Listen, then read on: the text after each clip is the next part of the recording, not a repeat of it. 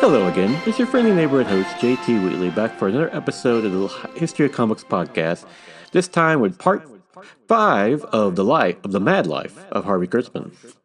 When we last left off, Harvey Kurtzman had left EC and Mad Comics to try to launch his own magazine with Trump at Playboy magazine, but sadly could not pull it off, and he ended up having a very little success since then. However, he returned to Playboy magazine with what would become one of his more iconic strips, Little Annie Fanny.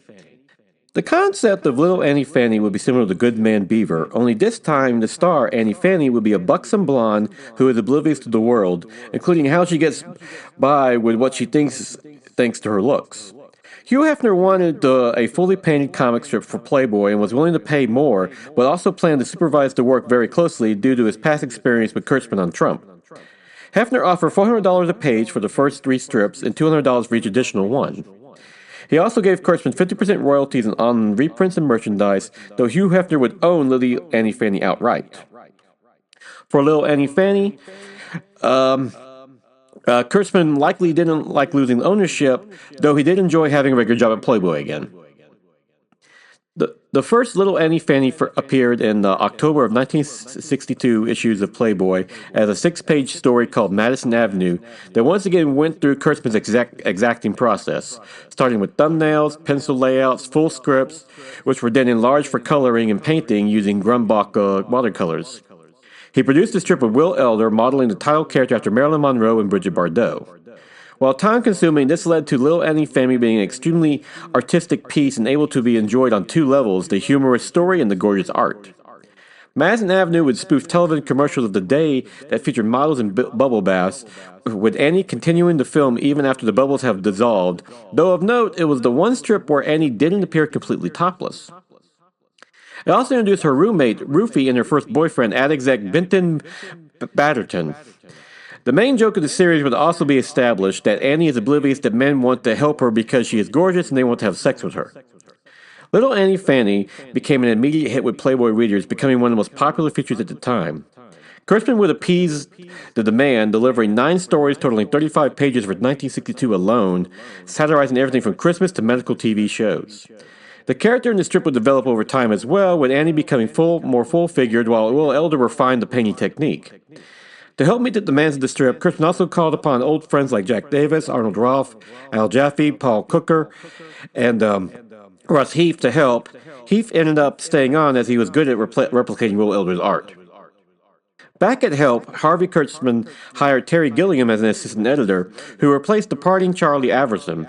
Gilliam would end up living at the Kurtzman's house for a time, staying in Kurtzman's attic as he had no place to stay and was starving. Adele especially liked Gilliam, and he would be a family friend of the Kurtzmans for the rest of their lives. Terry Gilliam would even appear on the masthead of Help number 17, the last issue of 1962.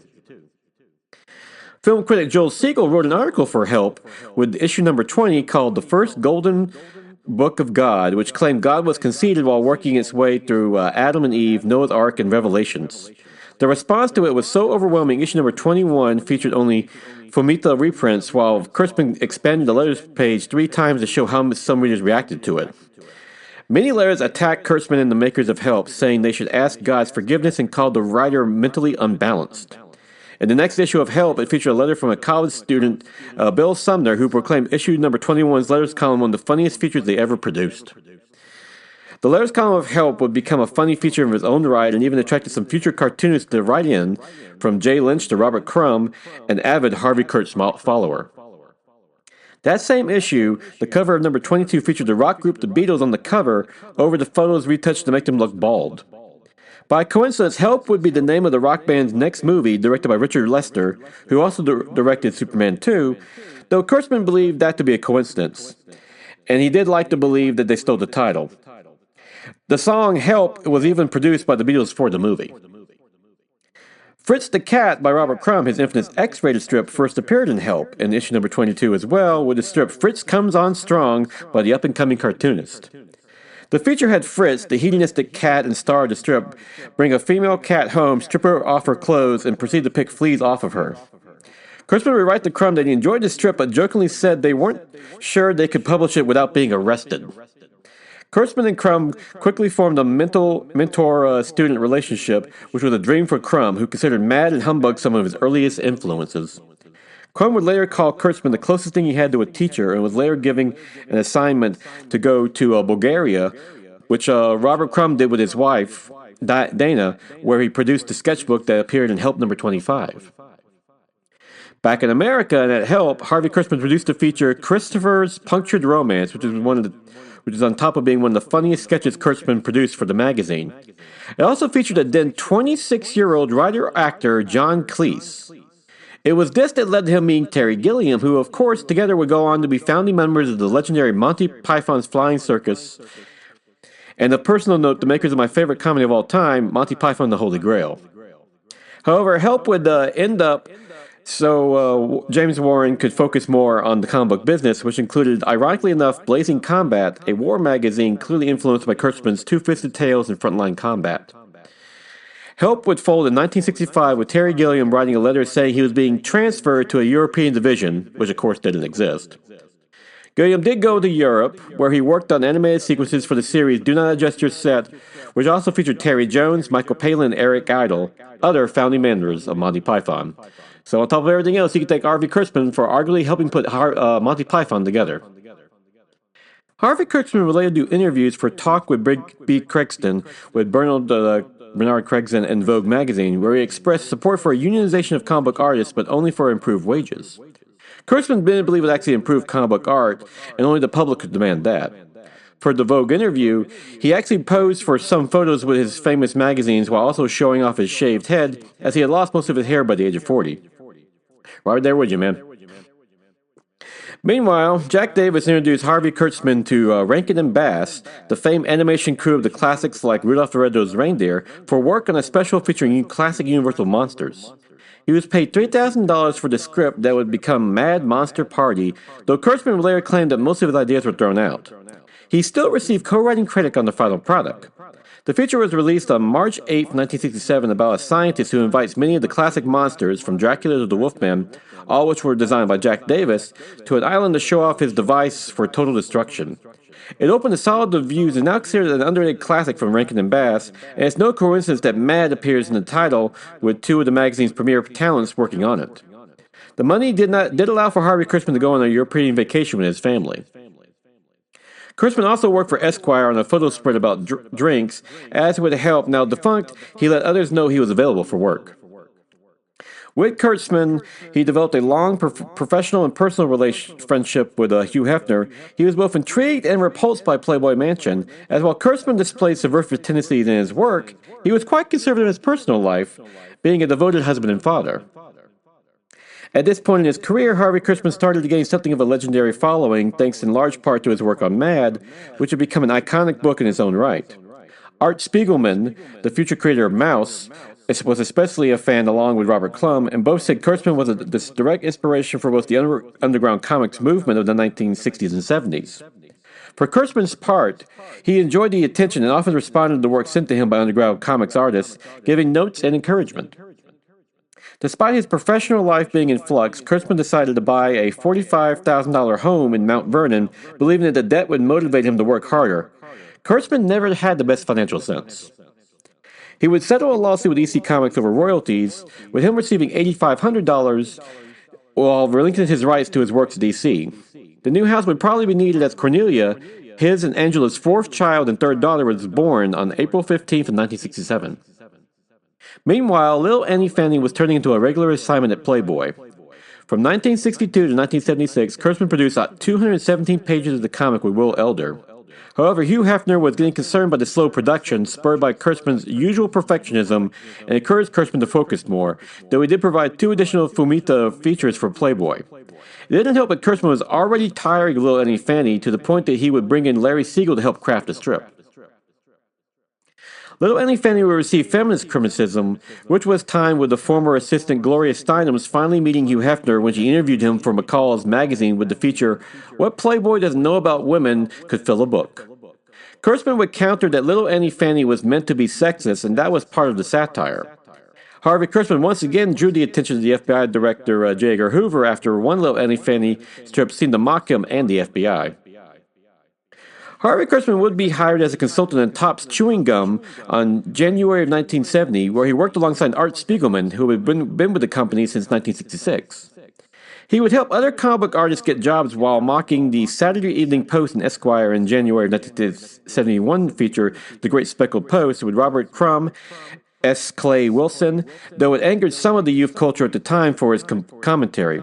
A more popular Esquire feature by Kurtzman came in June of 1971 called Harvey Kurtzman's History of the Funnies, 9 pages of color comics, where for the first time he gave an in-depth analysis of comic books, focusing on the works like Crazy Cat to Pogo to examine where America was at the time, even argued that the funnies are the best reflection of the current culture over the front page of the newspaper.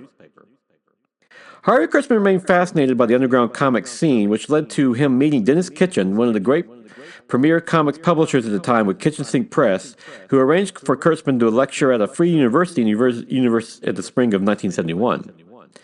Kurtzman was originally shocked at the turnout, believing only about 30 people would show up, and not the several hundred that actually did, along with the local television and newspapers sending reporters to cover the event. Kurtzman enjoyed this, being able to talk about comics and his career, and followed up with a similar event in the Midwest.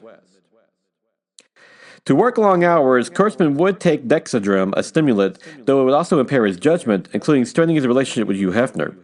He did get $3,000 rate per page for Little Annie Family from Playboy, which he split with Will Elder and the rest of the collaborators, along with film royalties from EC in the 1970s as comics like Tales from the Crypt were being adapted.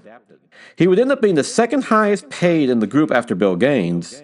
The release of the book, The Mad World of Bill Gaines, even led to a thaw in their relationship, while Kurtzman had a mini reunion of sorts with fellow EC artists Jack Davis, Will Elder, George Evans, Wally Wood, and Jerry DiFuccio at the 1972 EC Fan Addict Convention. The group recounted EC's anti-war stance along with the intense research Kurtzman tasked with them. Harvey Kurtzman was finally getting into television, appearing in the Scripto commercial where he depicted using it to draw a young woman in a bathing suit on the wall.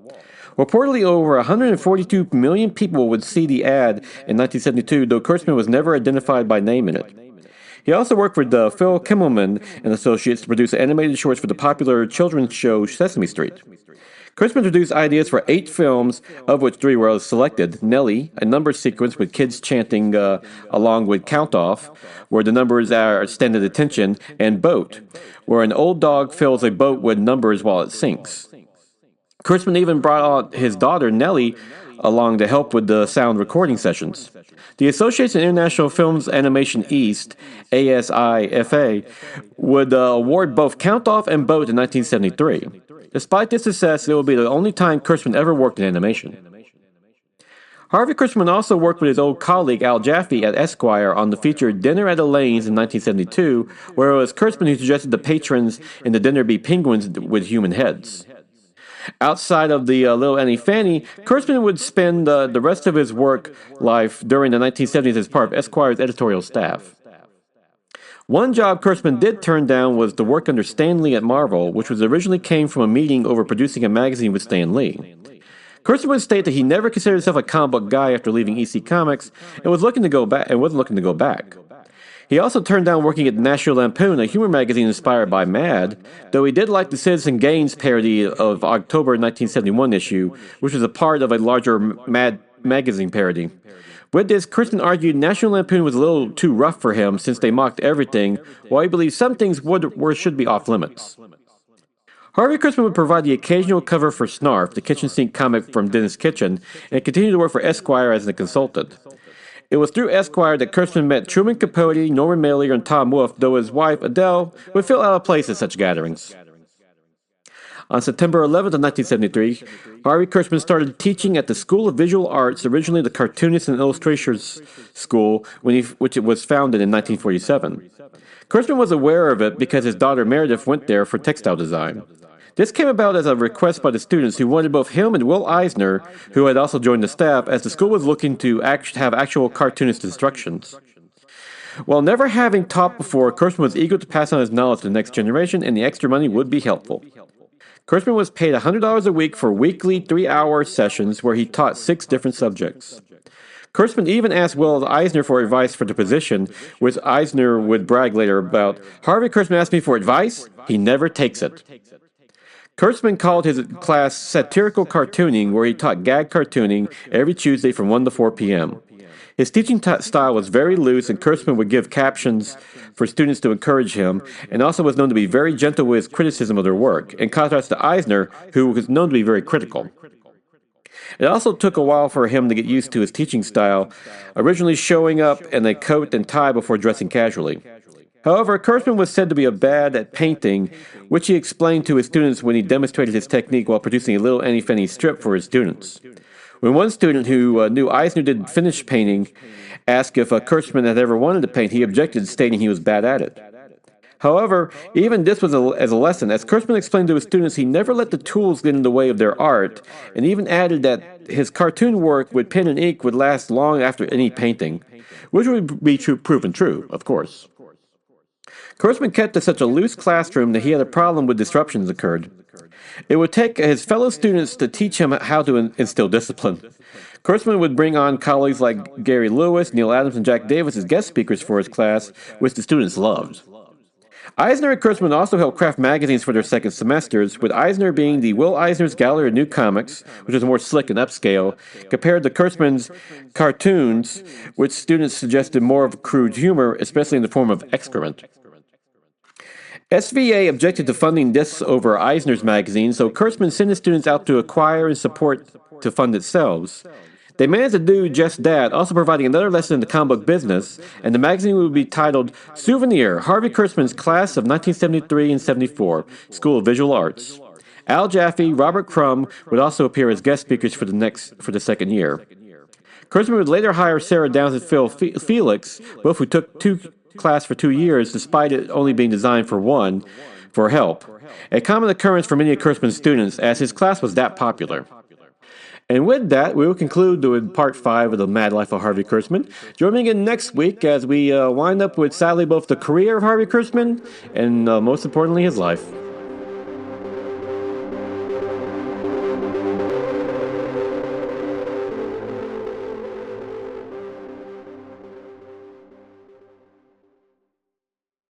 My name is Mark McCray, and I'm the author of The Best Saturdays of Our Lives. I'm Dan Klink, co-host of the Best Saturdays of Our Lives podcast. The Best Saturdays of Our Lives features programming trends from the 1966 television season all the way through the last hurrah of the early digital age of the 1990s. On the show, if it's animated, we talk about it.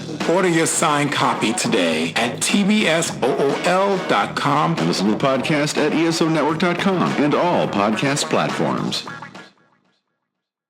And now is March 20th, 2025, time for the favorite comic of the week. Absolute Batman, number 6, by Scott Snyder and Nick Dragatto, which is a great conclusion to the first story arc that finds Batman going all out against the Black Mask to prevent destruction of Gotham, all the while his mother, the Deputy Mayor Wayne, and the Mayor, Mayor Gordon, are doing their best to keep the city intact. This is another great conclusion by Scott Snyder that really shows a new world of Batman. And the neat twist in terms of course, his mother actually did live during the shooting, and she's now deputy mayor alongside Commissioner Gordon. And plus, the Batman's Rogues Gallery in the regular universe is actually his childhood best friends. And in this storyline, he actually ends up revealing his identity to them. So that's a neat twist later on to the rest of the storyline. And it's mastered by Dragatto's gorgeous art, which was a really brutal and frankly, one of the cooler Batman depictions in recent years, especially with the way literally every part of his outfit is a weapon, and it's used a brutal effect in this series. So, great read from beginning to end, and just another great example how the Absolute Universe is the best thing DC's done in years, and bar none, best Batman in the book in the stands right now. So definitely pick it up. And with that, we'll conclude with this chapter in the life of the great Harvey Kurtzman. Join me again next week for the concluding chapter. And until then, go out and get yourself a good comic book. And if you can, check out any of the Absolute comics, but especially Absolute Batman, because like I said before, it's the best Batman in the comic book stands right now.